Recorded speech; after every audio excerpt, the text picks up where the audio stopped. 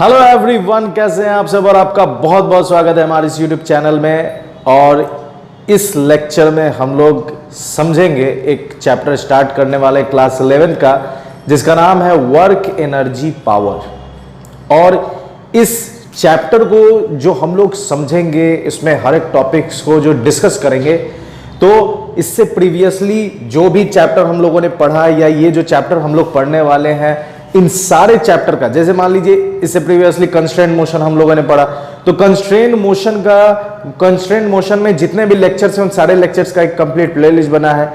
उसके बाद वो प्लेलिस्ट के आपको इसमें मिल जाएगा, यूट्यूब चैनल पर जाएंगे, प्लेलिस्ट खोलेंगे तो वहां पर आपको कंस्ट्रेंट मोशन का प्लेलिस्ट मिल जाएगा, सर्कुलर मोशन का भी प्लेलिस्ट मिल जाएगा, उसी तरह वर्क एनर्जी पावर का भी प्लेलिस्ट मिल जाएगा। और हर लेक्चर के एंड में, ठीक है, इस चैनल पर जितने भी लेक्चर हैं उन सारे लेक्चर्स के एंड में उसका नेक्स्ट लेक्चर यहां आपको दिखता हुआ नजर आएगा। तो ध्यान देंगे और एक लेक्चर पढ़ेंगे, जैसे ही एक लेक्चर पढ़ेंगे नेक्स्ट लेक्चर आपके सामने अपीयर हो जाएगा, बस उसे क्लिक कर देना है और आप दूसरे लेक्चर में ठीक वहीं से पहुंच जाएंगे जहां इस लेक्चर में खत्म करेंगे।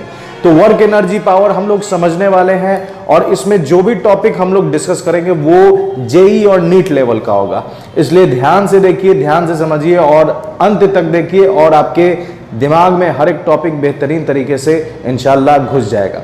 ठीक है, यहां पर शुरू करते हैं हम work energy power. Work energy power आपने जूनियर क्लास में भी पढ़ा होगा, तो यहां पर वहां आपने जो पढ़ा उससे कई ज्यादा चीजें यहां हम लोग सीखेंगे। क्या है वर्क एनर्जी पावर? तो सबसे पहले हम लोग वर्क को समझते हैं। वर्क होता क्या है? ठीक है, वर्क सबसे पहले स्टार्ट किया जाए। Work, what is work? क्योंकि वर्क समझ लेंगे, फिर एनर्जी और इसके बाद पावर, या पावर बीच में पढ़ लेंगे। अभी स्टार्ट करते हैं वर्क से। वर्क होता क्या है? तो काम, ठीक है, काम क्या है भाई? तो डेली लाइफ में आप किसी को भी ऑब्जर्व करें तो वो बहुत मेहनत करता है। जैसे अगर हम एक लेबर की बात करें तो एक लेबर अपने घर से उठता है, जाता है और वो ठेला, मान लीजिए ठेला चलाता है पैडलिंग करके, ठीक है, पैडलिंग करके वो ठेला को चलाता है। और ठेला पर मान लीजिए कि सीमेंट की बोरियां रखी हैं और उसे एक जगह से दूसरे जगह उसे ले जाना है।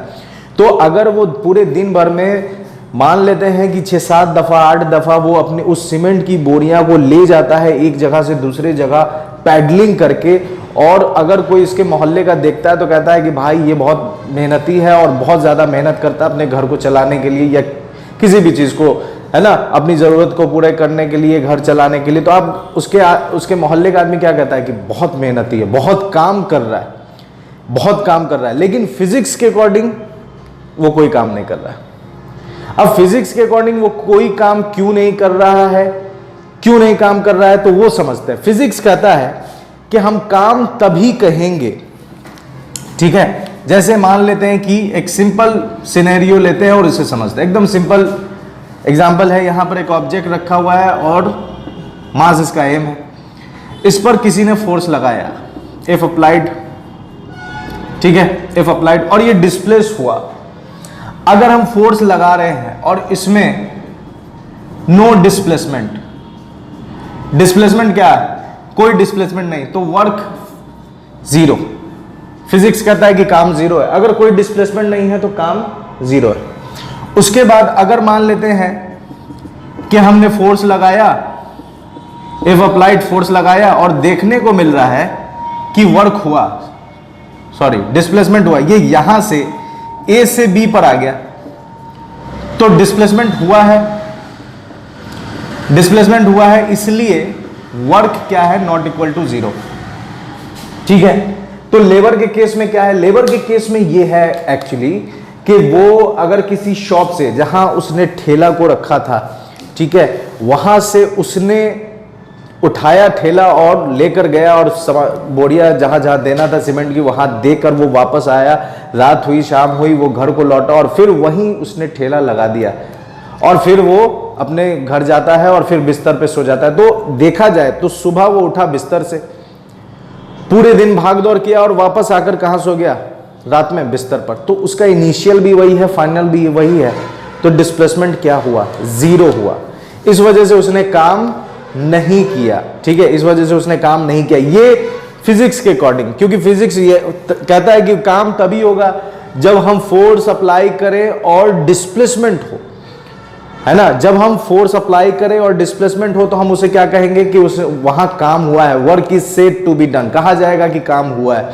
लेकिन उस लेबर के केस में काम नहीं हुआ क्योंकि उसने डिस्प्लेसमेंट क्या किया, जीरो किया। अब एक चीज और मैं बता दूं, डिस्प्लेसमेंट, ये कहानी तो आपको समझ में आ गई होगी कि वर्क हम क्या कहेंगे, वर्क का डेफिनेशन हम समझ लेते हैं। वर्क क्या कहलाएगा कि work is said to be done जब खून खराबा हो जाए। और ये देख सकते हैं आप, लीकेज हो गया ये तो पता नहीं, पूरा लीकेज हो गया यार। अभी सडन हुआ है, अभी तो लीकेज से पता नहीं, देखते हैं। Work is said to be done, हाँ पूछ लेते हैं। If force is applied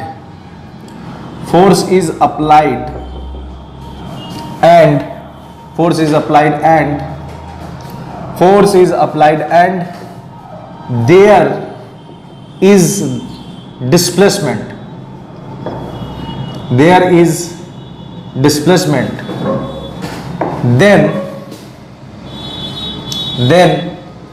work is said to be done। तो काम कब कहा जाएगा, जब फोर्स लगाया जाए और वहां डिस्प्लेसमेंट हो, तब हम क्या कहेंगे कि काम हुआ है, तब हम क्या कहेंगे कि काम हुआ है। अब जो मैंने एग्जांपल लिया था उसमें कुछ एरर था, अगर आपको एरर समझ में आया होगा तो जरूर कमेंट बॉक्स में टाइप कीजिए। वैसे मैं वो एरर बताने जा रहा हूं कि जो एग्जांपल मैंने लेबर का लिया था उसमें एरर ये है कि ये फिजिक्स एक्चुअली में साइंस का वो ब्रांच है जो नॉन लिविंग थिंग को डील करता है और लेबर लिविंग है, इस वजह से वो एग्जाम्पल यहां पर सेट नहीं करेगा। कूली वाला करेगा जो आपने पढ़ा होगा जूनियर क्लास में, यहां भी बताऊंगा कूली के केस में कि कैसे वर्क डन जीरो होता है। लेकिन जो एग्जाम्पल मैंने दिया लेबर का कि उसने वो पूरा, क्योंकि उसमें कोई एक्सटर्नल फोर्स नहीं लग रहा था, आदमी को कोई ढकेल के थोड़ी ले जा रहा था, तो वो नॉन लिविंग है, फिजिक्स नॉन लिविंग को डील करता है, वो लिविंग थिंग को डील करता है, इसलिए वो एग्जाम्पल यहां के लिए सुइटेबल नहीं है। मैंने इसलिए बताया आपको कि ये वर्क का कहानी आपको समझ में आ जाए कि फोर्स लगे, डिस्प्लेसमेंट हो तो हम क्या कहेंगे कि काम हुआ, अगर ऐसा नहीं है तो काम नहीं हुआ।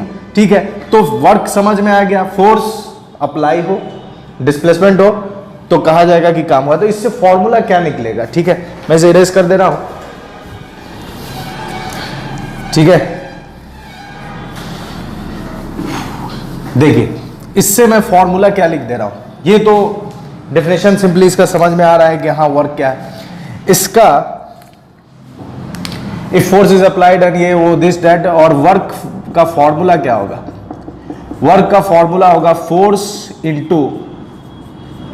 इनटू डिस्प्लेसमेंट, मतलब W बराबर F इंटू एक्स, ये वर्क का फॉर्मूला है। ठीक है, ये क्या है, वर्क का फॉर्मूला है। अब इसके बाद समझिए कि बहुत जगह आपने ऐसा देखा होगा कि जैसे मान लीजिए कि ये जमीन है और इस पर एक ब्लॉक है, ठीक है, और इसको ऐसे खींचा जा रहा है, और जब आप इसको ऐसे खींचते हैं तो एक वक्त के बाद ये A से आ जाता है B पर, तो इसका डिस्प्लेसमेंट इधर हुआ, और फोर्स और डिस्प्लेसमेंट के बीच में एंगल क्या बन रहा है, थीटा। तो अब कैसे मल्टीप्लाई करेंगे, फोर्स इधर लग रहा है और डिस्प्लेसमेंट इधर हो रहा है, तो अब वर्क कैसे लिखेंगे। तो जाहिर सी बात है फोर्स का कोई ना कोई कंपोनेंट इधर काम कर रहा है, और वो कंपोनेंट कौन है, वेक्टर में आपने पढ़ा होगा, इधर फोर्स का आएगा F cos थीटा। तो अब जो हम वर्क का फॉर्मूला लिखेंगे वो क्या होगा, वर्क बराबर F cos theta into S, नहीं एक्स लिखते हैं, तो वर्क बराबर क्या आ जाएगा, एफ एक्स कॉस थीटा। तो ये एक और फॉर्मूला मिल गया हमको कि वर्क का फॉर्मूला आ गया एफ एक्स, वर्क का फॉर्मूला आ गया एफ एक्स कॉस थीटा। इसको अगर हम वेक्टर फॉर्म में लिखें तो वर्क बराबर, आपको मालूम है कॉस थीटा हटेगा तो क्या आएगा, डॉट आएगा, तो क्या हो जाएगा, F vector dot x vector. अब इस फॉर्मूला से हम क्या समझ सकते हैं, इस फॉर्मूला से हम ये समझेंगे कि वर्क जो है कैसा क्वांटिटी है? स्केलर क्वांटिटी है। क्यों स्केलर क्वांटिटी? क्योंकि ये दो वेक्टर का डॉट प्रोडक्ट है। तो वर्क इज स्केलर क्वांटिटी। कुछ पॉइंट्स हम लोग वर्क से रिलेटेड लिखेंगे। पहला पॉइंट क्या है? Work is scalar quantity. ठीक है, वर्क क्या है? Scalar quantity. क्यों स्केलर क्वांटिटी है? इसलिए स्केलर क्वांटिटी है क्योंकि ये दो वेक्टर का डॉट प्रोडक्ट है, इसलिए ये स्केलर क्वांटिटी है। इसका एसआई यूनिट क्या होगा? तो it's SI unit is joule. इसका एसआई यूनिट क्या होगा? जूल। इसका सीजीएस यूनिट क्या होगा? तो इट्स सीजीएस यूनिट इज अर्ग। ठीक है, एक जूल कितने अर्ग के बराबर होता है? 10⁻7 अर्ग के बराबर होता है। ये सब चीजें हम लोगों ने पढ़ा है। एक जूल 10 डायमेंशन में भी मिला था। ठीक है, वर्क स्केलर क्वांटिटी है। ये it's SI unit is joule, it's CGS unit is अर्ग। इसका फॉर्मूला क्या क्या होगा? तो वर्क का फॉर्मूला होगा एफएक्स। हाँ, एक चीज एफएक्स से पहले एक और चीज या इसी में लिख लेते हैं, एफएक्स कॉस थीटा। ये फॉर्मूला है। ठीक है, ये फॉर्मूला या ये फॉर्मूला एफएक्स, दोनों में क्या फर्क है? दोनों फॉर्मूला तो सेम ही है। क्यों सेम है? अगर थीटा 0 हो जाए, अगर थीटा 0 हो जाए तो cos 0 डिग्री का वैल्यू कितना होता है? 1। तो फाइनली आपको एफएक्स ही मिलेगा। ये फॉर्मूला लगाएंगे कब? ये समझना जरूरी। ये फॉर्मूला कब लगाएंगे? ये फॉर्मूला तब लगाएंगे जब फोर्स कैसा हो? कांस्टेंट। हमेशा याद रखिए, ये फॉर्मूला तभी एप्लीकेबल है जब फोर्स कांस्टेंट हो। अगर फोर्स कांस्टेंट नहीं हुआ तो फिर हम लोग इंटीग्रल यूज करेंगे, कैलकुलस यूज करेंगे। लेकिन जब तक फोर्स कांस्टेंट है तो हम लोग एफएक्स कॉस थीटा एफएक्स ही यूज करेंगे। अब इसमें और बातें करते हैं, इसके और पॉइंट्स को लिखते हैं। और पॉइंट क्या है? तो वर्क इज स्केलर क्वांटिटी से ऐसा ये सब हो गया। आप देखिए, वर्क है क्या? स्केलर। इसके बावजूद ये पॉजिटिव निगेटिव जीरो हो सकता है। वर्क में पॉजिटिव निगेटिव और जीरो। वर्क पॉजिटिव भी होगा, निगेटिव भी होगा और क्या होगा? जीरो भी होगा। वर्क ये तीनों हो सकता है। कैसे जीरो होगा आप समझिए। इस फॉर्मूला को उठाते हैं एफ एक्स कॉस थीटा। ठीक है, एफ एक्स कॉस थीटा को उठाते हैं। अगर W बराबर क्या है? F x cos theta. ठीक है, पहला, अगर थीटा कितना हो जाए? 0 डिग्री। थीटा कितना हो जाए? 0 डिग्री। तो 0 डिग्री मींस क्या? F vector and X vector, मतलब फोर्स और डिस्प्लेसमेंट दोनों क्या है? X vector are parallel. अगर दोनों पैरेलल हो, पैरेलल मतलब फोर्स भी इधर ही लग रहा है, डिस्प्लेसमेंट भी ऐसा ही हो रहा है, तो थीटा कितना बनेगा? 0 डिग्री। थीटा कितना बनेगा? 0 डिग्री। तो इस केस में वर्क डन कैसा होगा? पॉजिटिव होगा। इस केस में वर्क डन पॉजिटिव होगा। इसका एग्जांपल क्या है? सिंपल एग्जांपल है, जैसे मान लीजिए कि आप कैरम बोर्ड खेलते हैं और आपने स्ट्राइकर से क्वीन को हिट किया। तो जब आप स्ट्राइकर को हिट करते हैं ऐसे, तो स्ट्राइकर के लिए आपने उंगली से जो फोर्स लगाई हुआ ऐसे लगाई एलोंग दी प्लेन। प्लेन जो बोर्ड का प्लेन है उसके एलोंग लगाया, और डिस्प्लेसमेंट भी स्ट्राइकर का किधर हुआ? उधर ही हुआ। तो उस केस में दोनों पैरेलल है, थीटा 0, वर्क डन कैसा हो गया? पॉजिटिव हो गया। अब वर्क डन निगेटिव कब होगा? ठीक है, तो उसके लिए मुझे जगह चाहिए होगा। इसका फटाक से आप स्क्रीनशॉट ले लीजिए ताकि मैं 0 डिग्री पॉजिटिव तो हो गया, निगेटिव भी बता दूं और 0 भी बता दूं। ठीक है, पॉज कीजिए, स्क्रीनशॉट लीजिए, नोट कीजिए, नोट्स बनाइए। डन पॉजिटिव हो गया। अब आते हैं पॉजिटिव के बाद थीटा ले लेते हैं। कितना? थीटा ले लेते हैं 180 डिग्री। तो cos थीटा कितना हो जाएगा? cos थीटा हो जाएगा, ठीक है, यहाँ थीटा 0 है तो यहाँ लिख सकते हैं कि cos 0 डिग्री होता है 1। ठीक है, cos 0 डिग्री 1 होता है। कटा तो नहीं ना? शायद कट गया। ठीक था? ठीक है, cos 0 डिग्री कितना है? 1। ठीक है, cos 180 डिग्री कितना होता है? तो cos 180 डिग्री होता है -1। तो वर्क कितना हो जाएगा? F x cos 180 degree. तो वर्क बराबर हो जाएगा एफ एक्स -1। तो -1 हो जाएगा तो निगेटिव। तो वर्क कैसा हो गया? निगेटिव हो गया। इसका क्या एग्जांपल है? इसका एग्जांपल है कि फोर्स इधर लग रहा हो और डिस्प्लेसमेंट किधर हो रहा हो? इधर ही। तो इस केस में थीटा कितना बनेगा? 180 डिग्री। सर इसका क्या एग्जांपल है? तो फिर से कैरम बोर्ड खेलिए, कैरम बोर्ड में जब आपने स्ट्राइकर को हिट किया तो स्ट्राइकर पर फोर्स उंगली से लगाया इस तरफ, डिस्प्लेसमेंट भी इस तरफ है, वर्क डन पॉजिटिव किसके लिए, आपके अप्लाइड फोर्स के लिए। लेकिन लेकिन लेकिन उस बोर्ड पर उस स्ट्राइकर के लिए फ्रिक्शन भी तो लग रहा है, तो फ्रिक्शन के लिए क्या हो जाएगा, फ्रिक्शन अगर मान लेते हैं उस फिगर को लें और इधर x डाल दो और इधर f डाल दो, ठीक है, ये आपका अप्लाइड फोर्स हो गया उसी कैरम बोर्ड पर, आपने स्ट्राइकर से हिट किया, फोर्स इधर, डिस्प्लेसमेंट इधर, थीटा 0। लेकिन बोर्ड ने क्या किया, स्ट्राइकर को रोकने का काम किया, तो बोर्ड के लिए फ्रिक्शन किधर है, स्ट्राइकर के लिए फ्रिक्शन अपोजिट है, डिस्प्लेसमेंट किधर है, उस तरफ, तो फ्रिक्शन के द्वारा वर्क डन कैसा होगा, निगेटिव होगा। बात समझ में आ रही है। अप्लाइड फोर्स के द्वारा वर्क डन पॉजिटिव, लेकिन फ्रिक्शन के द्वारा वर्क डन कैसा होगा, निगेटिव होगा। अब तीसरी चीज, थीटा कितना ले लिया जाए, तो थीटा 90 ले लेते हैं, तो cos 90 आपको पता है cos 90 डिग्री कितना होगा, 0, तो वर्क डन आ जाएगा fx cos 90, तो cos 90 आ गया 0, तो वर्क डन क्या हो गया, 0 हो गया। इसका क्या एग्जांपल है सर, तो वही कूली के पास पहुंच जाइए, फोर्स अगर इधर लग रहा है, डिस्प्लेसमेंट इधर हो रहा है, तो ये क्या हो गया, 90 डिग्री, वर्क डन 0। कूली के केस में क्या होता है कि कूली ने क्या किया, लोड उठाया, ठीक है, लगेज उठाया और उसने सर पर रख दिया, तो उस लगेज जिस पर काम किया जा रहा है वो लगेज सर के ऊपर है और उस लगेज पर फोर्स किधर लग रहा है, नीचे की तरफ, क्योंकि mg नीचे लगता है, तो उस लगेज पर फोर्स किधर लग रहा है, जैसे मान लो कि ये लगेज है, मान लीजिए ये लगेज है, कूली ने ऐसा बहुत सारा लगेज उठा रखा है, ठीक है, बहुत सारा लगेज ऐसे उठा रखा अपने सर पर, तो इस सब का mg किधर लग रहा है,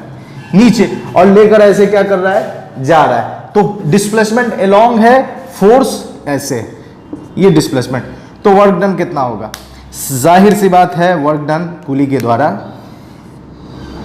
ठीक है, कूली के द्वारा कितना होगा, 90। कूली के द्वारा ये work done by gravitational force भी कितना हो जाएगा, 90, 0, और कूली क्या कर रहा है, mg बैलेंस कर रहा है, जितना mg नीचे लग रहा है अपने हाथ से, सर से रिएक्शन देकर उसको बैलेंस कर रहा है, तो कूली भी फोर्स किधर लगा रहा है, ऊपर की तरफ, और चल रहा है ऐसे, इधर जा रहा है, तो 90 बन रहा है, इसलिए वर्क डन कितना हो जाएगा, 0। तो वर्क के बारे में हम लोगों ने क्या क्या चीजें समझी, वर्क के बारे में समझी कि वर्क तभी कहलाएगा जब फोर्स लगे और डिस्प्लेसमेंट हो, तब काम कहलाएगा। वर्क स्केलर क्वांटिटी, क्योंकि ये दो वेक्टर का डॉट प्रोडक्ट है। ऐसा यूनिट जूल है, सीजीएस यूनिट अर्ग है। इसका डायमेंशनल फॉर्मूला भी आप लिख सकते हैं, उसमें कोई बड़ी बात नहीं है। डायमेंशनल फॉर्मूला इसका होता है m1l2t-2, ये इसका डायमेंशनल फॉर्मूला m1l2t-2 आप खुद से निकाल सकते हैं फॉर्मूला पर डाल करके। फोर्स इनटू डिस्प्लेसमेंट निकालना मैंने सिखाया था, वो भी आपको चैनल पर मिल जाएगा, आप जाकर देख सकते हैं। m1l2t-2 1 जूल इतना के बराबर वर्क का फॉर्मूला। ये फॉर्मूला तब लगाना है जब फोर्स क्या हो, कांस्टेंट। कब लगाएंगे, जब फोर्स कैसा हो, कैसा हो, कांस्टेंट हो। हालांकि स्केलर है, फिर भी पॉजिटिव हो सकता है, नेगेटिव हो सकता है और जीरो। कैसे कैसे होगा ये मैंने बता दिया। 0 पर पॉजिटिव, सिचुएशन भी बता दिया। 180 पर निगेटिव, सिचुएशन भी बता दिया। 90 पर 0, सिचुएशन भी बता दिया। अब कुछ की पॉइंट्स हम लोग समझेंगे। ये तो बच्चा अभी तक जो हमने बताया वो तो बस इंट्रोडक्शन है, ये बच्चे वाली चीज है जी, आपने जूनियर क्लासेस में पढ़ा होगा। लेकिन अब जो इंपॉर्टेंट पॉइंट्स मैं बताने जा रहा हूं उसको थोड़ा समझें, जो आपके लेवल का है। ठीक है, इसका फटाक से पॉज करके स्क्रीनशॉट लो, नोट करो, फिर आगे बढ़ते हैं। तकलीक, चलिए। Bye constant force, work done by constant force. Formula क्या है, वर्क W बराबर Fx cos थीटा। ठीक है, Fx cos थीटा, ये work done by constant force है। लेकिन अगर वेरिएबल हुआ, अब समझिए, अगर वेरिएबल हुआ बाय वेरिएबल फोर्स, अगर फोर्स कैसा हो, वेरिएबल, ठीक है, वेरिएबल होगा तो क्या होगा, समझते हैं अब इस बात को। Work done by variable force. Constant force के लिए ग्राफ से भी हम इसको समझ सकते हैं। Work done by constant force क्या है, जैसे अगर मैं एक ग्राफ बनाऊं, ठीक है, Fx ग्राफ, ठीक है, force into force versus displacement graph, ठीक है, ये ओरिजिन है, तो इसका ग्राफ कैसा मिलेगा, ऐसा मिलेगा, स्ट्रेट लाइन मिलेगा।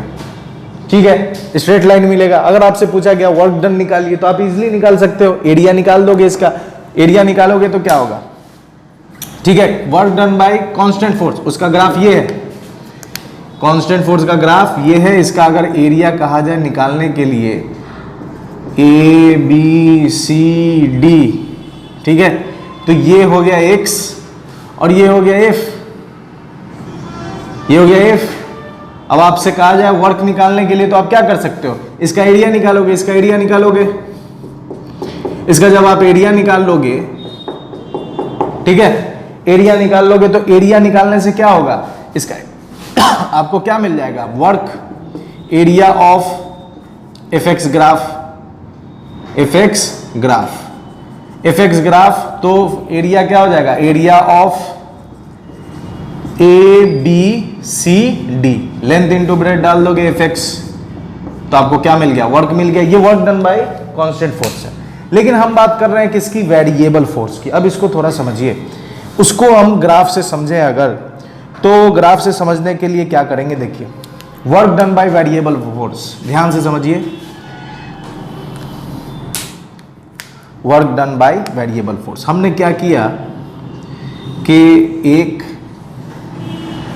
ग्राफ बनाया एफ एक्स, चूंकि फोर्स वेरिएबल है तो हमने कुछ ये इस तरह का ग्राफ लिया, ठीक है।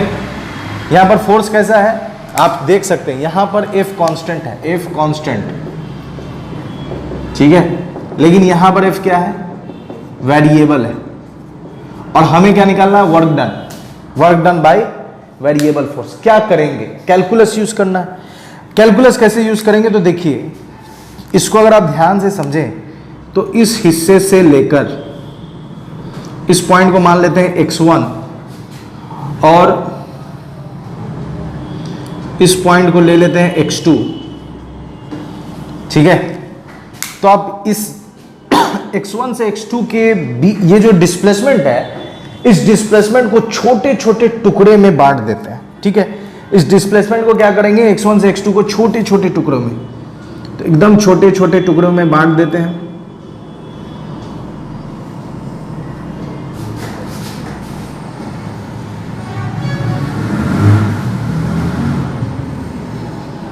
छोटे छोटे छोटे,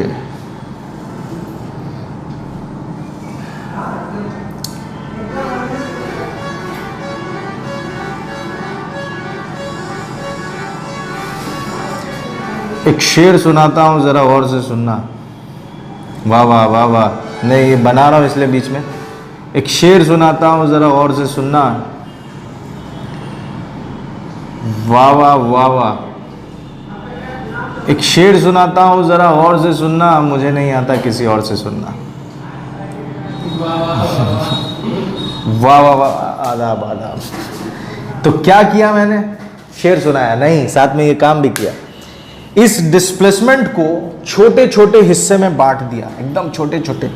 तो ये जो छोटा हिस्सा है, इस छोटे हिस्से की अगर हम बात करें, ये छोटा हिस्सा यहाँ कुछ, इसको अगर आप ध्यान से देखें, ये जो ये अब क्या हो गया, dx हो गया। तो हम इसके लिए वर्क निकालेंगे, इस छोटे से हिस्से के लिए वर्क निकालेंगे। तो वर्क निकालने का फॉर्मूला आपको अभी मैंने बताया। ग्राफ से वर्क कैसे निकलेगा, तो ग्राफ से वर्क निकलेगा, आप क्या निकाल दीजिएगा, इसका एरिया निकाल दीजिएगा। क्या निकाल दीजिएगा, एरिया।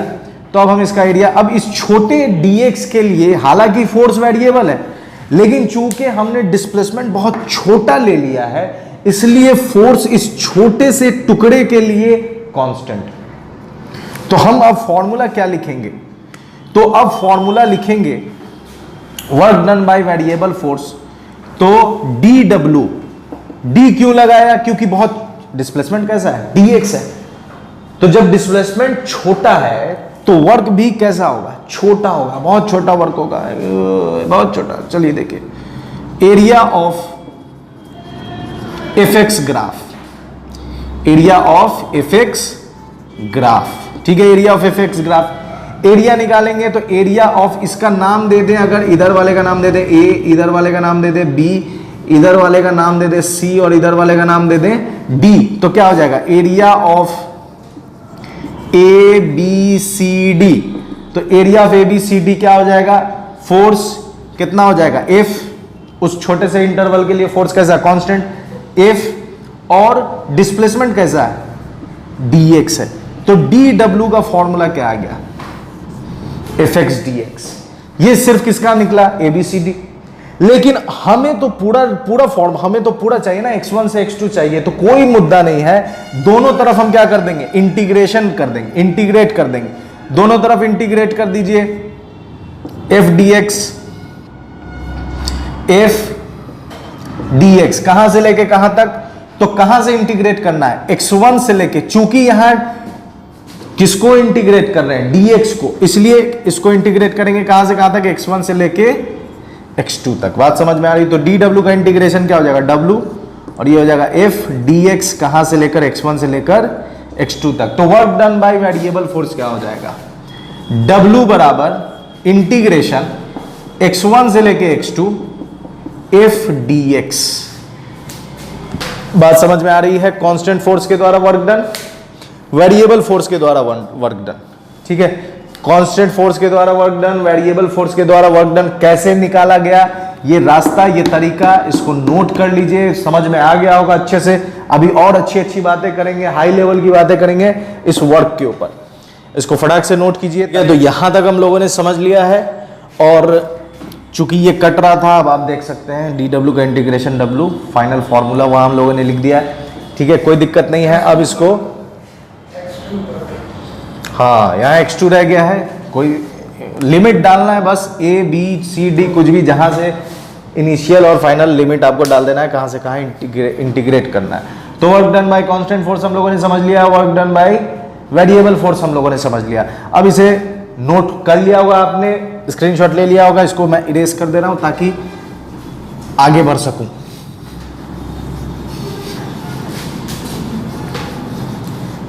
ये नहीं कह रहा है कि, अब बोल रहा है कि मुझे पानी चाहिए, मैं बगैर पानी के नहीं मिटने वाला हूँ, जिद्दी हो गया, क्योंकि ये सन्नी देओल का फैन हो गया। ये समझ लिया, वर्क के बारे में सारी चीज़ें समझ ली, बच्चा वाला समझ लिया, मतलब बच्चा कहने का मतलब जो जूनियर क्लास में आपने पढ़ा था, उसके बाद अब हम लोग सीनियर की तरफ बढ़ रहे हैं। Work done by constant force fx cos theta, work done by variable force f dx limit x1 से x2। अब और क्या समझना है हम लोगों को, उस पर थोड़ा गौर करते हैं, ठीक है। अब जो समझना है वो इंपॉर्टेंट पॉइंट है, ठीक है, एकदम याद रखिएगा ध्यान से। देखिए, जैसे जो हम लोग काम कर रहे हैं, जैसे यहां पर मान लीजिए कि एक ब्लॉक है और इस पर हमने फोर्स लगाया, ठीक है, फोर्स लगाया, ये मास है, फोर्स लगाया, डिस्प्लेसमेंट हुआ इसमें। तो यहां जो हमने लिखा Fx, हमने फोर्स एक्चुअली, मान लीजिए कि मैं इस पर फोर्स लगा रहा हूं अपनी उंगलियों से, एक उंगली से फोर्स लगाया यहां पर, ठीक है, एक उंगली से मैंने इसको ऐसे ढकेला, तो जो डिस्प्लेसमेंट हुआ वो इस पॉइंट का हुआ या पूरे ब्लॉक का हुआ। हमने फोर्स कहां लगाया, मतलब फोर्स का पॉइंट ऑफ एप्लीकेशन जो हम लोग चर्चा करते आ रहे हैं अपने प्रीवियस लेक्चर से, उस पॉइंट ऑफ एप्लीकेशन को समझिए। तो पॉइंट ऑफ एप्लीकेशन क्या है, तो ये उंगली है और मैंने इस पर फोर्स लगाया, तो इस फोर्स का पॉइंट ऑफ एप्लीकेशन कौन है, इस फोर्स का पॉइंट ऑफ एप्लीकेशन ये है, ठीक है। तो डिस्प्लेसमेंट हम किसका लिखेंगे, यहां जो हम डिस्प्लेसमेंट लिखेंगे F dx, ये डिस्प्लेसमेंट हम किसका लिखेंगे, या ये जो dx है यहां पर, ये dx क्या रिप्रेजेंट कर रहा है, क्या सिग्निफाई कर रहा है, ये जो dx हमने इस फॉर्मूला में लिखा है, ये dx क्या सिग्निफाई कर रहा है। तो ये dx सिग्निफाई कर रहा है क्या, वो मैं बता रहा हूं। dx इज, ठीक है, dx is displacement, dx is displacement of point of application of force, point of application of force. बात समझिए, डिस्प्लेसमेंट क्या है, dx यहां पर जो हमने लिखा है, ये dx एक्चुअली में क्या बताता है, किसका डिस्प्लेसमेंट, जिस पॉइंट पर हमने फोर्स लगाया उस पॉइंट का डिस्प्लेसमेंट, ठीक है, जिस पॉइंट पर अगर हमने इस पॉइंट पर फोर्स लगाया तो इस पॉइंट का डिस्प्लेसमेंट बताता है कौन, dx। अब आप कहिएगा, और हम लोग क्या करते हैं, किताबों में भी लिखा होता है और आप पढ़ेंगे, कोई टीचर आपको ऐसे समझाएंगे भी, क्या कहेंगे कि ये हमने फोर्स लगाया और ये पूरा ब्लॉक डिस्प्लेस हुआ, पूरा ब्लॉक यूज कर रहे हैं, लेकिन फोर्स तो हमने एक पॉइंट पर लगाया, तो डिस्प्लेसमेंट सिर्फ उस पॉइंट ऑफ एप्लीकेशन जिस पॉइंट पर हमने लगाया उसका होना चाहिए, लेकिन हम पूरे ब्लॉक को कंसीडर कर लेते हैं कि displacement of block.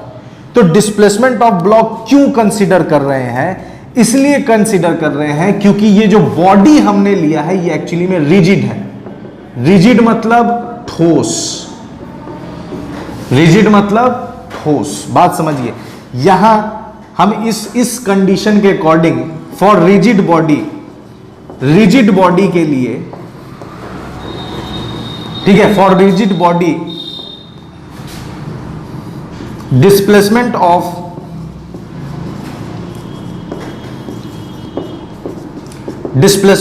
Point of application बराबर होगा डिस्प्लेसमेंट ऑफ बॉडी या ब्लॉक, जो भी कहिए। ये कब बराबर होगा, रिजिड बॉडी के लिए। बात समझ में आ रही है। अब इससे मिलता जुलता मैं एक और चीज आपको बताना चाह रहा हूं, वो क्या है, देखिए दूसरी बात जो इसी से रिलेटेड है। क्या है वो रिलेटेड, मैं अगर मान लूं कि यहां पर ये एक दीवार भी है और एक यहां पर एक जमीन भी, ठीक है, दीवार भी है और जमीन भी, और इस पर हमने एक ब्लॉक डाल दिया, ठीक है, ये हमने एक ब्लॉक डाल दिया। ये जो ब्लॉक है यहां पर, ये कैसा ब्लॉक है, तो ये ब्लॉक है स्पॉन्ज का। स्पॉन्ज आप जानते हैं, सोफे में मिलेगा आपको, जो सोफा आता है आपके घर में, उसमें देखिएगा सोफे में से जो गद्दा निकलता है, ठीक है, स्पॉन्ज। ये कैसा है, ये ब्लॉक कैसा, स्पॉन्ज, मतलब ऐसे दबाएंगे तो सिकुड़ जाएगा। दीवार है इधर और नीचे जमीन है, ठीक है, ये वॉल है और ये ग्राउंड है। अब हमने इस पर फोर्स लगाया, ठीक है, हमने इस पर फोर्स लगाया तो वर्क डन कितना होगा, 0 होगा या नॉट इक्वल टू 0 होगा। सोचिए और कमेंट में जल्दी से बताइए। ये कहानी आई समझ में आपको कि जब हम ये जो फॉर्मूला लिखते हैं इसमें जो dx है, वो dx एक्चुअली में क्या है, displacement of point of application of force, मतलब जिस पॉइंट पर आप फोर्स लगा रहे हैं उस पॉइंट का डिस्प्लेसमेंट, उस पॉइंट का। लेकिन रिजिड बॉडी में हम उस पॉइंट, चूंकि सर रिजिड बॉडी क्या होता है, ठोस, मतलब इधर हम ढकेलेंगे तो पूरा बॉडी ढकला जाएगा, शिफ्ट हो जाएगा, मूव कर जाएगा। तो जब हम एक पॉइंट पर हिट करेंगे तो पूरी की पूरी बॉडी डिस्प्लेस हो जाएगी, पूरी की पूरी बॉडी डिस्प्लेस होगी। इसलिए रिजिड बॉडी के लिए displacement of point of application बराबर होता है डिस्प्लेसमेंट ऑफ ब्लॉक, ठीक है। यहां पर बताइए ये जो स्पॉन्ज ब्लॉक है, दबाएंगे तो वो सिकुड़ जाएगा, आपकी मुट्ठी में आ जाएगा, कर लो दुनिया मुट्ठी में। तो उस ब्लॉक पर हम फोर्स लगा रहे हैं, उस ब्लॉक पर जब मैंने फोर्स लगाया तो वर्क डन क्या होगा, तो आपके दिमाग में होगा कि डिस्प्लेसमेंट तो हो नहीं रहा है क्योंकि इधर आगे बढ़ेगा नहीं, इसलिए डिस्प्लेसमेंट 0 है। तो आपके दिमाग में जवाब आया होगा work done is equal to 0। और आप सोच रहे हैं कि ये सही है, तो ये बिल्कुल गलत है। यहां वर्क डन 0 नहीं होगा, ये गलत है। क्यों गलत, सही क्या है ये, अब आप कहिएगा कि कैसे सही है, तो समझिए। क्या मैंने कहा, फोर्स जिस पॉइंट पर लगाते हैं उस पॉइंट ऑफ एप्लीकेशन के डिस्प्लेसमेंट को dx लिखते हैं। वो है तो वर्क है, वो नहीं है तो वर्क नहीं है। अब यहां पर जब हमने फोर्स लगाया, चूंकि ये स्पॉन्ज है तो इसका शेप कुछ ऐसा हो जाएगा, इसका शेप कुछ ऐसा हो जाएगा, मतलब कि स्पॉन्ज को जब आप उंगली कीजिएगा तो वो धंस जाएगा, ठीक है। स्पॉन्ज को आपने उंगली किया और आपकी उंगली यहां आ गई। अब जिस पॉइंट पर आपने, इस पॉइंट पर आपने फोर्स लगाया था, ये पॉइंट डिस्प्लेस होकर यहां आ गया, तो W बराबर F dx not equal to 0, क्योंकि dx यहां पर नॉट इक्वल टू 0 है और फोर्स तो आपने लगाया है। तो dx क्या है, dx क्या है, dx क्या है, डिस्प्लेसमेंट ऑफ, dx क्या है, ये dx क्या है, displacement of point of application of force. dx क्या है, displacement of point of application of force. आपने यहां इस पॉइंट पर फोर्स लगाया, पूरी ब्लॉक शिफ्ट हुई या नहीं हुई इससे मतलब नहीं है, जिस पॉइंट पर आपने फोर्स लगाया वो पॉइंट शिफ्ट होकर यहां आ गया, मतलब डिस्प्लेसमेंट है। F D X not equal to zero, इसलिए वर्क डन क्या होगा, नॉट इक्वल टू जीरो होगा। बात समझ में आ रही है। तो हम लोग जनरली मोस्टली 99% रिजिड बॉडी के लिए काम करते हैं, इसलिए इस बात की चर्चा ही नहीं करते हम लोग कि ये एक्चुअली में है क्या। तो इस वर्क एनर्जी पावर में जो वर्क हम लोग डिस्कस कर रहे हैं, इसमें वर्क से रिलेटेड क्या इंपॉर्टेंट पॉइंट है कि dx जो है वो डिस्प्लेसमेंट है किसका, पॉइंट ऑफ एप्लीकेशन का। तो इसको आप नोट कीजिए ताकि मैं अगला इंपॉर्टेंट पॉइंट, हाई लेवल का पॉइंट आपको बता सकूं। समझ लिया, work done F D x क्या है, displacement of point of application of force, application of force. यहां तक की कहानी हमने समझ लिया। अब वर्क के बारे में एक चीज और समझते हैं, लेकिन उसको समझने के लिए एक एग्जांपल लेते हैं। क्या है एग्जांपल, और उस एग्जांपल से एक और पॉइंट हमें मिल जाएगा, एक और पॉइंट मिलेगा। देखिए एक एग्जांपल हम ले रहे हैं। क्या है एग्जांपल, तो ये ग्राउंड है, इस ग्राउंड पर, ठीक है, इस ग्राउंड पर एक ट्रक है, ठीक है, इस ग्राउंड पर एक ट्रक है।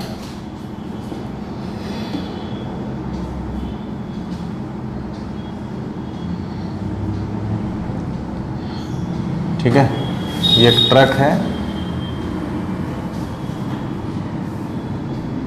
कोई चला रहा है सर, कोई क्या, ड्राइवर चलाएगा और कौन चलाएगा,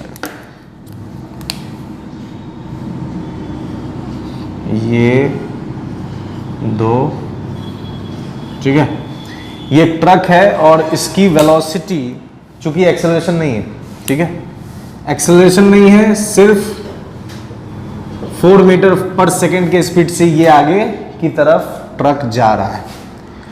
अब हुआ क्या, समझिए कि यहां पर एक ब्लॉक रखा हुआ है, इस ट्रक के ऊपर एक वेज है, ठीक है, इस ट्रक के ऊपर एक वेज है, और इस ट्रक के ऊपर एक वेज है और इस पर एक ब्लॉक रखा हुआ है, ठीक है, इसके ऊपर एक ब्लॉक रखा हुआ है, ठीक है, जिसका मास कितना है, m, मान लेते हैं मास m कितना है, 2 kg, ठीक है, मास कितना है इसका, 2 kg, और यहां पर एंगल जो बन रहा है वो एक्चुअली में 37 डिग्री है। कहानी समझिए, एक ट्रक है और ट्रक आगे बढ़ रही है 4 मीटर पर सेकंड की स्पीड से, इस ट्रक पर एक वेज रखा हुआ है जो कितने डिग्री पर इंक्लाइंड है, 37 डिग्री पर इंक्लाइंड है, और यहां ब्लॉक रखा हुआ है, ब्लॉक का मास कितना है, 2 kg। आपको क्या बताना है, ठीक है, बताना है find work done by friction. क्या बताना है, work done by friction in 2 second. Work done बताना है किसके द्वारा, फ्रिक्शन के द्वारा, कितने सेकंड में, 2 सेकंड में, ठीक है। आइए सॉल्व करते हैं इसको, और इसके सॉल्यूशन से हमें एक पॉइंट भी जानने को मिलेगा। वो पॉइंट क्या है देखते हैं,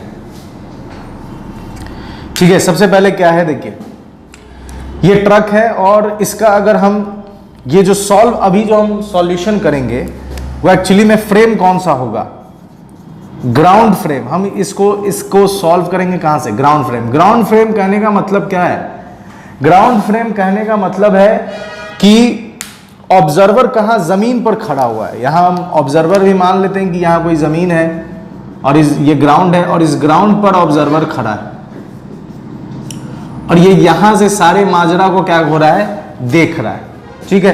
तो जो कैलकुलेशन है वो कहां है, जैसे आप जमीन पर, आप अपना किनारे खड़े हैं, सड़क के किनारे खड़े हैं और आप देख रहे हैं, ऐसा आपके सामने रोड पर एक ट्रक जा रही है जिसकी वेलोसिटी कितनी है, 4 मीटर पर सेकेंड, और उसके पीछे में एक इंक्लिनेशन है 37 डिग्री, और ब्लॉक रखा हुआ है 2 kg, और आपसे ड्राइवर या कोई भी आपसे सवाल ये है कि work done by friction in 2 second निकालना, तो आप जमीन पर खड़े हैं। सॉल्यूशन कहाँ है, किस फ्रेम में है, ग्राउंड फ्रेम में। आइए ग्राउंड फ्रेम में बनाते हैं, तो हमें वर्क निकालना, तो वर्क का फॉर्मूला क्या होता है, फोर्स इंटू डिस्प्लेसमेंट, ठीक है, फोर्स इंटू डिस्प्लेसमेंट। तो फोर्स इंटू डिस्प्लेसमेंट है, तो सबसे पहले हम फोर्स के लिए काम करेंगे, और फोर्स कौन सा फोर्स निकालना है, फ्रिक्शन निकालना है। तो फ्रिक्शन के लिए जब हम काम करेंगे तो इस फिगर को फिर से बनाते हैं ताकि आपके दिमाग में घुस जाए अच्छे से। ये ब्लॉक, ये ट्रक, ये इसका चक्का, ये वेज, ये 37 डिग्री, ये ब्लॉक 2 kg, ठीक है। ट्रक इधर जा रहा है कितना की स्पीड से, 4 मीटर पर सेकंड की स्पीड से, ठीक है। हमें निकालना फ्रिक्शन, तो सबसे पहले देखिए ये ब्लॉक किधर स्लाइड करेगा। हाँ, एक चीज और इसमें, एक चीज और हमेशा एक चीज समझिए, जो ब्लॉक है ये याद रखिए, यहां जो कंडीशन है, कंडीशन वो है कि block is in rest with respect to wedge. मतलब ये जो ब्लॉक है ये यहां पर रखा हुआ है, मतलब ये रेस्ट में, किसके रेस्पेक्ट में, वेज के रेस्पेक्ट में, मतलब ये टच से मस नहीं हो रहा है। ये वेज, ये जो वेज है, ये जो ट्रायंगुलर वेज है, इस वेज के ऊपर जो ब्लॉक रखा हुआ है, ये ब्लॉक इसके रेस्पेक्ट में रेस्ट में है, ये याद रखिए। मतलब ब्लॉक ससर नहीं रहा है, इसका मतलब फ्रिक्शन इसको होल्ड करके रखे हुआ है।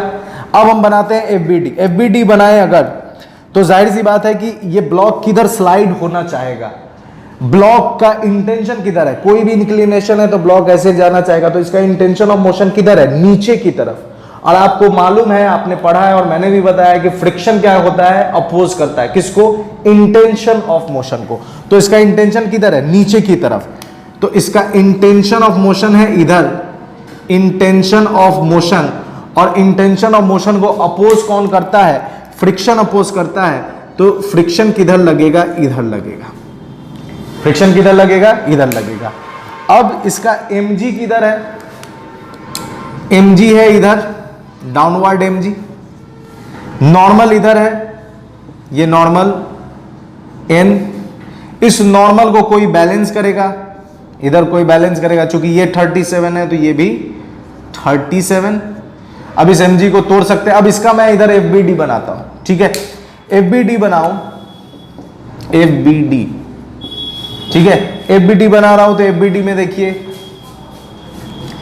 ये fbd है, फ्रिक्शन लग रहा है किधर, फ्रिक्शन लग रहा है इधर, फ्रिक्शन।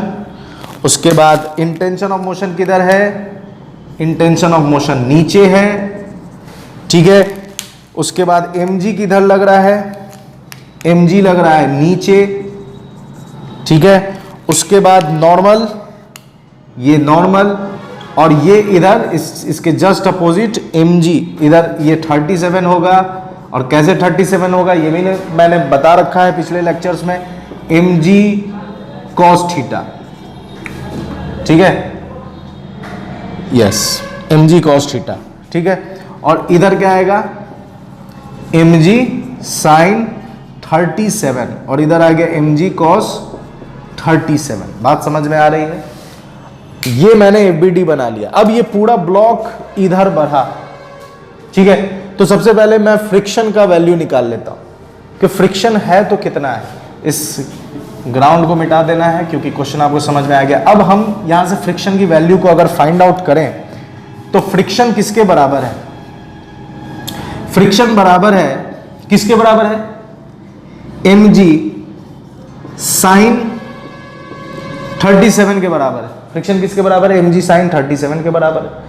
अब ये जो mg sin 37 के बराबर है, तो आपको मैंने ट्रायंगल बताया हुआ है, फिर से देख लीजिए। एक ट्रायंगल बनाना है 53 डिग्री, 5 3 छिटका दीजिए, इधर 37 डिग्री, इधर आएगा 4, साइन 37 कितना हो जाएगा, साइन 37 3/5। तो वैल्यूज इसमें पुट कर देना है, वैल्यूज इसमें पुट करेंगे। m कितना है 2 kg, g कितना 10, साइन 37 3/5, 5 से 10 गया, 2 बार में 2 दूनी 4, 4 दिया 12 न्यूटन। फ्रिक्शन कितना आ गया? 12 न्यूटन। अब यहां पर देखिए ये हो गया। इसके बाद जो फाइनल फिगर हम बनाने वाले हैं, ये यहां फाइनल फिगर देखिए इसका। फ्रिक्शन किधर है? ये पॉइंट फ्रिक्शन इधर है। कितना लग रहा है? 12 न्यूटन। फ्रिक्शन मैंने निकाल लिया। फ्रिक्शन कितना लग रहा है? 12 न्यूटन। आपको क्या निकालना है? Work done by friction in 2 second. तो हमने फोर्स निकाल लिया। अब क्या निकालना है? डिस्प्लेसमेंट। चूंकि पूरा का पूरा ट्रक इधर जा रहा है, कितने की स्पीड से? 4 मीटर पर सेकेंड के स्पीड से इधर जा रहा है। टाइम कितना है? 2 सेकेंड। तो चूंकि ये वेलोसिटी कांस्टेंट है, तो डिस्प्लेसमेंट क्या होगा? Velocity into time. तो 4 मीटर के स्पीड से जा रहा है, तो 2 सेकेंड में कितना डिस्प्लेसमेंट होगा? 4 गुने 2 मतलब 8 मीटर। तो डिस्प्लेसमेंट किधर हो गया? डिस्प्लेसमेंट हो गया इस तरफ। कितना डिस्प्लेसमेंट हुआ?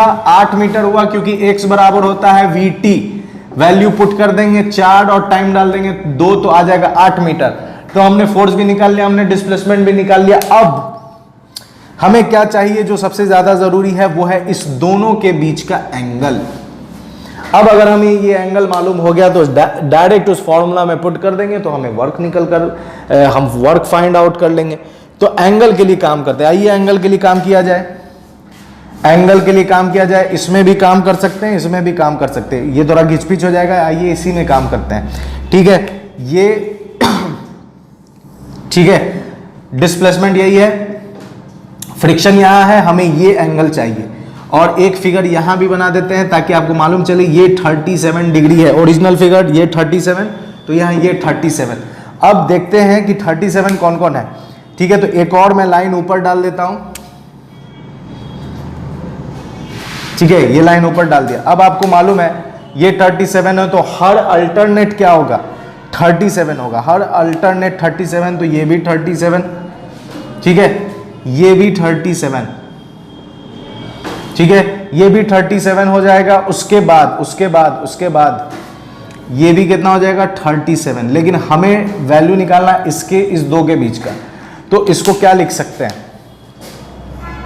इसके और इसके बीच का एंगल क्या होगा? इसको रेड से मैं दिखा दूं। रेड वाला जो एंगल है वही एंगल हमें फाइंड करना है। ये रेड वाला एंगल, फ्रिक्शन और डिस्प्लेसमेंट के बीच में जो एंगल है यही रेड वाला है। यहां भी रेड कर देता हूं, ये रेड, यहां रेड, यहां रेड। ठीक है, अब इस रेड के लिए काम करते हैं। रेड वाला एंगल होगा तो कितना होगा? अभी कोई फिजिक्स नहीं, पूरा का पूरा मैथ्स है। इस 37 के लिए अगर हम काम करें तो आप ध्यान से देख सकते हैं कि ये जो है ये क्या है? ये पूरा आप देखो, यहां से यहां तक, यहां से यहां तक, देखिए ध्यान से, एंगल निकाल रहे हैं रेड वाला। ये क्या है? 37। ये क्या है? 37। ठीक है, ये 37 है। और ब्लैक से मैं दिखा रहा हूं, ये पूरा क्या है? 180। ये ब्लैक वाला देखिए, ये पूरा क्या है? 180। ये 37। हमें क्या चाहिए? रेड चाहिए। तो रेड निकालने के लिए इस ब्लैक वाले में से ग्रीन को माइनस कर देंगे। ब्लैक क्या है? 180, ग्रीन क्या है? 37। तो यहां एंगल क्या आ जाएगा? 180 माइनस 37 डिग्री। बात समझ में आ रही है? ये क्या हो जाएगा? ये 37 है, ये पूरा स्ट्रेट लाइन पर कितना बनेगा? 180 डिग्री। 180 में से 37 घटाएंगे तो रेड वाला मालूम चल जाएगा 180 माइनस 37 डिग्री। अब यहां पर हम वैल्यू डाल सकते हैं। वर्क का फॉर्मूला डालिए। वर्क बराबर F x cos theta. F कितना है? 12। एक्स कितना है? 8। कॉस 180 माइनस 37 क्या होगा? जल्दी बताइए क्या होगा यहां पर? 12 गुने 8 गुने 180 माइनस थीटा माइनस कॉस 37, ये ना होगा जी? Minus cos 37। तो 12 गुने 8, ठीक है, और माइनस कॉस 37। माइनस कॉस 37 कितना है? कॉस 37 है 3 बेस बाय हाइपोटेनस 4/5। 4/5, तो ये आ जाएगा आंसर आपका, कोई कटने वाला नहीं है 5 से, तो 12 8 96, ये 8 चौके 32, तो 32 गुने या मल्टीप्लाई कर दो यार, जो भी आएगा वही आंसर होगा। बात समझ में आ रही है आपको? तो किस तरह हमने काम किया। ऑब्जर्वर कहां था? ग्राउंड पर। याद रखें, ऑब्जर्वर ग्राउंड फ्रेम में हमने काम किया। ऑब्जर्वर कहां है? ग्राउंड फ्रेम में। तो वर्क डन बाय फ्रिक्शन हमने निकाल लिया। अगर हमसे कहता कि वर्क डन बाय नॉर्मल निकालिए, तो वो भी हम निकाल सकते थे। नॉर्मल निकालने अगर कहता वर्क डन बाय नॉर्मल, तो n बराबर क्या था, mg cos 37, तो वैल्यू डालते तो n निकल जाता। जैसे f के जैसे ये किया है तो f आया है, उसी तरह n बराबर mg cos 37 करते तो हमें n का वैल्यू निकल जाता, और ये एंगल हम निकाल लेते, ये एंगल निकाल देते, यहां वैल्यू डाल देते, f का डाल देते, x होता 8 मीटर, और ये एंगल डालकर यहां डाल देते तो वर्क डन बाय नॉर्मल आ जाता। तो वर्क डन बाय फ्रिक्शन भी हम निकाल सकते हैं, वर्क डन बाय नॉर्मल निकाल सकते हैं। अब एक पॉइंट समझना है जो बहुत जरूरी है, ये सारा कैलकुलेशन हमने किस फ्रेम में किया, ग्राउंड फ्रेम में किया। अगर ये मान लीजिए कि ऑब्जर्वर ग्राउंड पर नहीं, ऑब्जर्वर अब खुद यहां ट्रक पे चढ़ गया है, ऑब्जर्वर खुद यहां ट्रक पे चढ़ गया है, तो ये जो ऑब्जर्वर अब ट्रक पे चढ़ गया है, तो अब फ्रेम कौन हो गया, ट्रक, ट्रक फ्रेम, ठीक है, फ्रेम कौन हो गया, ट्रक। क्यों, क्योंकि ऑब्जर्वर जो पहले ग्राउंड पर देख रहा था, ग्राउंड से देख रहा था, ग्राउंड से इस ट्रक को देख रहा था, तो उस केस में हमने ये कैलकुलेशन किया, वर्क डन आ गया इतना, और जो कि नॉट इक्वल टू 0 है, वर्क डन यहां पर नॉट इक्वल टू 0। लेकिन अगर वो ऑब्जर्वर जाए और चढ़ जाए कहां, ट्रक पर, और अब उससे पूछा जाए कि बताइए work done by friction in 2 second कितना होगा, तो वो कहेगा कि 2 सेकंड में ये ब्लॉक तो मूव ही नहीं किया। क्यों नहीं मूव किया, क्योंकि ब्लॉक रेस्ट में है, किसके रिस्पेक्ट में, वेज के रिस्पेक्ट में, और चूंकि ऑब्जर्वर भी ट्रक पर है, तो जो जिस पर बैठ जाता है उसके लिए वो रेस्ट में हो जाता है, तो इस ऑब्जर्वर के लिए तो ये खिसका ही नहीं, और जब खिसका ही नहीं तो वर्क डन क्या हो जाएगा, वर्क डन क्या हो जाएगा, 0 हो जाएगा। इसका मतलब ये पॉइंट, इंपॉर्टेंट पॉइंट, हमें एक कंक्लूजन मिला। क्या कंक्लूजन मिला, देखिए क्या कंक्लूजन मिला है। कंक्लूजन ये मिला कि work done depends upon work done depends upon frame of reference. बात समझ में आ रही है, वर्क डन किस पर डिपेंड करता है, फ्रेम ऑफ रेफरेंस पर। अगर आप फ्रेम ऑफ रेफरेंस चेंज कर दीजिएगा, आप अपने देखने की जगह बदल दीजिएगा, तो फिर बदल देने का मतलब है कि जमीन पर ही है, इस पोजीशन से देख रहे हैं, जमीन पर उसी पोजीशन से देख रहे हैं, वो नहीं। बदलने का मतलब कि या तो ग्राउंड फ्रेम या आप ट्रक पर बैठ जाइए। तो अगर आप फ्रेम चेंज करेंगे तो वर्क डन भी क्या होगा, चेंज हो जाएगा। इसका मतलब वर्क डन फ्रेम पर डिपेंड करता है। और W बराबर F dx में dx क्या है, point of application of force का डिस्प्लेसमेंट। तो ये इंपॉर्टेंट चीज है। और इस तरह का अगर सवाल दे और किसी से भी रिलेटेड कहे कि हमें वर्क निकालना है, हम निकाल सकते हैं, कोई बड़ी बात नहीं।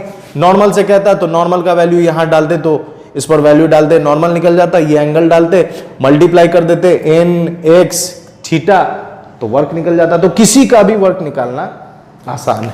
ये पॉइंट्स दिमाग में रहना चाहिए अच्छे से, फटाक से इसको नोट कीजिए और कुछ क्वेश्चंस करेंगे ताकि और कॉन्सेप्ट क्लियर हो जाए, ताकि वर्क का कॉन्सेप्ट हमें समझ में आए और उस पर क्वेश्चन कैसे सॉल्व करना है ये एकदम समझ में आए और आप खुद से भी बना सके। सबसे पहले वर्क बराबर F S cos theta. Force अगर देखिए एकदम सिंपल क्वेश्चन से अगर स्टार्ट करें तो फोर्स अगर मान लेते हैं, एकदम सिंपल एकदम बेसिक क्वेश्चन, फोर्स अगर मान लेते हैं 10 न्यूटन दिया हुआ है और डिस्प्लेसमेंट अगर मान लेते हैं 4 मीटर है और थीटा अगर दे रहा है 30 डिग्री, ठीक है, या मान लेते हैं थीटा अगर दे रहा है 60 डिग्री, तो क्या आप वर्क नहीं निकाल सकते? इजीली निकाल सकते हैं। फोर्स डालिए 10, एस डालिए 4 और कॉस 60 डिग्री। कॉस 60 डिग्री कितना होता है 1/2, तो 10 × 4 × 1/2, 2 से 2 गया, कितना आ गया 20 जूल आ गया। तो ये तो एकदम सिंपल क्वेश्चन है, कोई इसमें घोच पोच नहीं था। अब यहाँ पर जो क्वेश्चन है इसको थोड़ा देखते हैं और फिर क्वेश्चन नंबर 2 देखेंगे और फिर एक और क्वेश्चन नंबर 3 देखेंगे। क्वेश्चन नंबर 1 क्या कह रहा है? क्वेश्चन नंबर 1 कह रहा है कि आपको एक मास है m, ठीक है, और उस पर फोर्स दे रहा है 2x + 2, ठीक है, मान लेते हैं 2x + 2 न्यूटन। फोर्स कितना दे रहा है 2x + 2 न्यूटन। कोऑर्डिनेट कितना है 0 से 0 और कहां ले जाना है 5 पर ले जाना। आपको बताना है find the work done by force. तो यहां पर समझिए कि फोर्स जो है, force is function of x। Force किसका फंक्शन है? x का फंक्शन है, डिस्प्लेसमेंट का फंक्शन है। हमें क्या निकालना है? वर्क निकालना है। तो वर्क निकालने का फॉर्मूला हमें पता है, और चूंकि यहां पर फंक्शन दे दिया, इसका मतलब कि फोर्स कैसा है, वेरिएबल। फोर्स कैसा है, वेरिएबल। फंक्शन दे, समझ जाइए यहां क्या है, F बराबर dx, तो समझ जाइए कि फोर्स फंक्शन है किसका, dx का। तो वेरिएबल फोर्स दे दिया। अब वेरिएबल फोर्स दे दिया तो हमें कैलकुलस से जाना होगा। कैलकुलस से जाने के लिए क्या करेंगे, F dx, कहां से कहां ले जाना है, तो चूंकि फोर्स अलोंग dx है और डिस्प्लेसमेंट भी अलोंग dx है, तो 0 से लेकर कहां तक, 5 तक, क्योंकि y कोऑर्डिनेट दोनों का कितना है, 0 है। तो अब क्या करेंगे, देखिए dw बराबर, दोनों अगर दोनों तरफ इंटीग्रेट करना है तो dw का इंटीग्रेशन क्या हो जाएगा, w। f कितना दे रहा है, तो 2x, 0 से लेकर 5 तक, f का वैल्यू डाल दीजिए 2x प्लस 2 dx। अब इंटीग्रेशन करना आपको आता है, 2 बाहर हो जाएगा, x dx का इंटीग्रेशन मैं डायरेक्ट कर दे रहा हूं या नहीं करता हूं, चलिए एक आपके दिमाग में घुस जाए, इसलिए सिंपल आसानी से हर एक स्टेप को फॉलो करते हुए, एक बार 2x dx का इंटीग्रेशन प्लस है, एक बार किसका इंटीग्रेशन, 2 dx का इंटीग्रेशन, कहां से कहां तक, 0 से लेके 5 तक। 2 बाहर कर देंगे, 2 बाहर हो जाएगा, कांस्टेंट का डिफरेंशिएशन होता नहीं है, x dx 0 से लेके 5 तक, ठीक है, 0 से लेके 5 तक। उसके बाद प्लस इसमें का भी 2 बाहर कर देंगे, बच जाएगा dx का इंटीग्रेशन 0 से लेके 5 तक। अब इसको कैसे सॉल्व करेंगे, तो इसका फॉर्मूला होता है, आपको मालूम होगा, x to the power n dx का फॉर्मूला होता है x to the power n plus 1 by n plus 1, उसी पर ये टूटेगा तो आएगा x square upon 2 by limit 0 से लेके 5 तक, 2 dx का इंटीग्रेशन x कहां से कहां तक, 0 से लेके 5 तक। ये 2 से ये 2 कट गया, अपर लिमिट डालो 25 माइनस 0, 5 का स्क्वायर 25 और 0 का स्क्वायर 0 हो जाएगा, प्लस 2, यहां लिमिट डालिए, अपर लिमिट डालिए, -5 माइनस 0, तो कितना आ गया, 25, 5 दूनी 10, कितना आ गया, 35 जूल आंसर।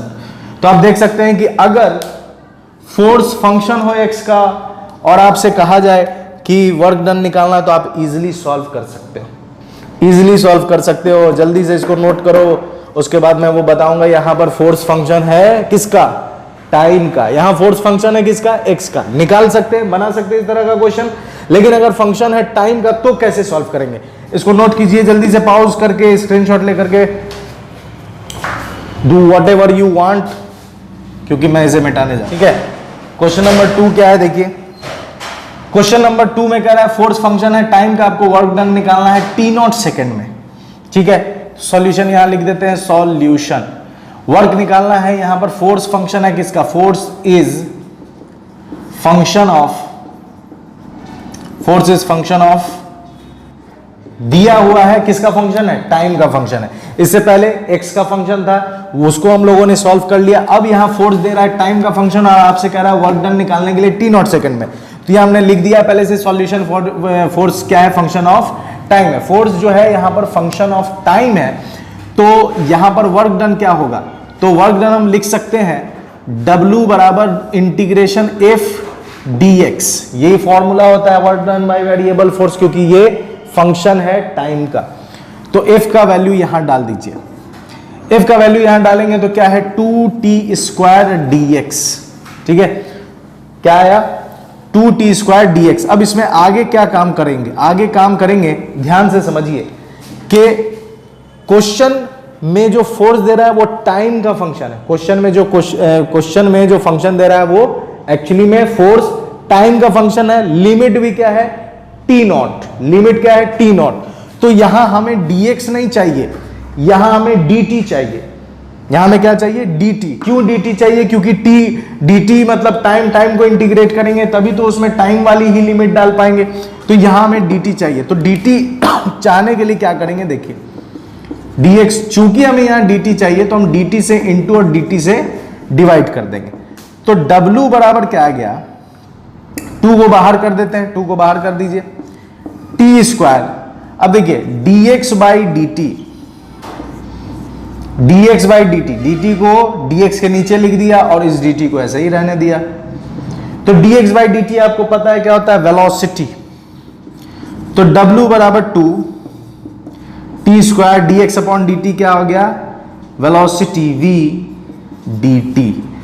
अब यहां हमें क्या चाहिए, अब देखिए v आ गया है, अब हमें v की वैल्यू चाहिए और v की वैल्यू यहां पुट कर देंगे, v की वैल्यू यहां पुट कर देंगे और इसको इंटीग्रेट कर देंगे तो हमें पूरा वैल्यू पूरा वर्क डन निकल जाएगा। तो अब इतना बात समझ में आया क्यों हमने dt से इंटू किया, डिवाइड किया, क्योंकि यहां पर फंक्शन है फोर्स फंक्शन है टाइम का, लिमिट भी t0 है, इस वजह से। अब इसके बाद आगे बढ़ते हैं, लेकिन उससे पहले मेरा फोन बज गया है,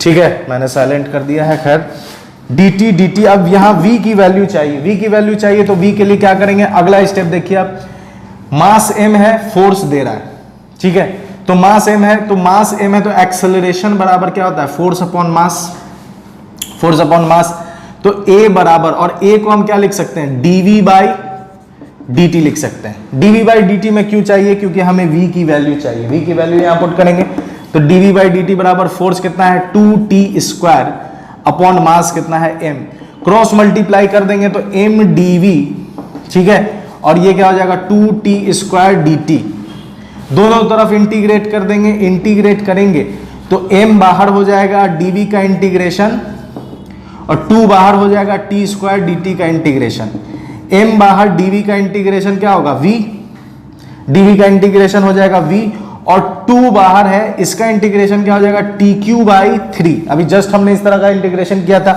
अब v बराबर, v का वैल्यू क्या आ गया, v बराबर आ गया 2tq बाई 3m। अब इस v के वैल्यू को कहां डाल देंगे, इस v के वैल्यू को यहां डाल देंगे, यहां डालेंगे तो देखिए क्या आएगा आंसर, वर्क डन बराबर 2 integration t square v dt, ठीक है, तो w बराबर क्या आ गया 2 इंटीग्रेशन t स्क्वायर, ठीक है, v कितना है, v 2tq by 3m into dt, इसमें से बाहर कौन कौन हो जाएगा, 2 बाहर, ये भी 2 बाहर, तो कितना आ गया 4, ठीक है, 3m बाहर, इंटीग्रेशन 0 से t0 t square t cube t5 dt, तो वर्क डन आ गया 4 बाई 3m, और ये आ जाएगा t to the power 6 upon 6, limit 0 से t0, 4 बाई 3m, 6 बाहर आ गया तो कितना हो गया 18, ठीक है, और अपर लिमिट रख देंगे तो आएगा कितना t0 का पावर 6, ये क्या निकल कर आ गया, work done. Upper limit lower limit 0 है तो ये वर्क डन निकल कर आ गया। तो बात समझ में आ रही है, अगर वर्क दे रहा हो, फोर्स दे रहा हो x का फंक्शन तो हम काम कर सकते हैं, अगर फोर्स दे रहा हो टाइम का फंक्शन तो हम काम कर सकते हैं। और इसी के साथ इसको नोट कीजिए और शेयर कीजिए, सब्सक्राइब कीजिए और बेल आइकन ज़रूर दबाइए और अपने फ्रेंड्स सर्कल में रिकमेंड कीजिए चैनल को लाइक करने के लिए और सब्सक्राइब करने के लिए और फिजिक्स के बेहतरीन कॉन्सेप्ट को समझने के लिए। अपना ख्याल रखें, गुड बाय एंड खुदा हाफिज़।